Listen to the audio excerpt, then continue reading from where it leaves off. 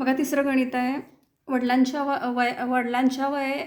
वयामध्ये मुलाच्या वयाची दुप्पट मिळवल्यास बेरीज 70 येते आणि वडिलांच्या वयाच्या दुपटीमध्ये मुलाचे वय मिळवल्यास बेरीज 95 येते. दोन्ही बेरीजच दिलेली आहे. तर आपण वडिलांचं वय एक्स मानायचं आहे. वडिलांचं वय एक्स वर्ष मानू आणि मुलाचं वय वाय वर्ष मानू. पहिल्या अटीनुसार एक्स अधिक 2y म्हणजे वडिलांच्या वयामध्ये मुलाच्या वयाची दुप्पट मिळवली तर बेरीज किती येते? 70 येते. तर एक्स अधिक 2y बरोबर 70 हे समीकरण 1 नाव द्यायचं.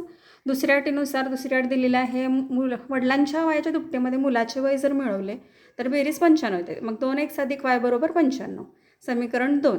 या पद्धतीचं गणित आलं तर आपण काय करायचं? इंटरचेंज जर कोएफिशियंट असतील म्हणजे चल जर आदलून बदलून असतील तर आपण काय करायचं आहे? एकदा बेरीज आणि एकदा वजाबाकी करायची. मग समीकरण 1 अधिक 2 करू. x अधिक 2y बरोबर 70 आणि 2x अधिक y बरोबर 95. बेरीज केल्यानंतर आपल्याला मिळतं 3x अधिक 3y बरोबर 165. 3ने भागल्यानंतर x अधिक y बरोबर 55. हे समीकरण 3 नाव द्यायचं. नंतर समीकरण 2 वजा समीकरण 1 करू.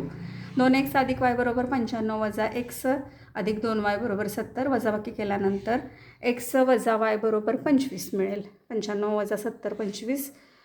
y वजा 2y वजा y आणि 2x मधून x गेला x वजा y बरोबर 25 असं समीकरण 4 मिळेल. याला समीकरण 4 नाव द्यायचं. मग समीकरण 3 आणि 4 यांची बेरीज करायची. x अधिक y बरोबर 55 आणि x वजा y बरोबर 25. बेरीज केल्यानंतर x अधिक x 2x yला y कॅन्सल होतील. 25 अधिक 55 बरोबर 80. x बरोबर 80/2. x बरोबर 40. एक्सची किंमत आपल्याला 1 शून्याला 0. एक्सची किंमत आपल्याला 40 मिळेल. ही एक्सची किंमत आपण समीकरण 3मध्ये ठेवायची. x अधिक y बरोबर 55. एक्सच्या जागी 40. 40 अधिक y बरोबर 55. 40 दोन्ही बाजूंमधून वजा केले. 40 उजव्या बाजूला गेले असता वजा होतील. y बरोबर 55 वजा 40 बरोबर 15. yची किंमत आली 15. अशा पद्धतीनं एक्स आपण मांडलेलं आहे वडिलांचं वय म्हणजे उकल काय आली? वडिलांचे वय 40 वर्षे आणि मुलाची वय वाय मांडलेलं आहे. मुलाचे वय आलं 15 वर्ष.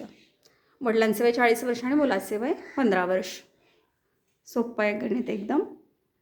समजायला पण अगदी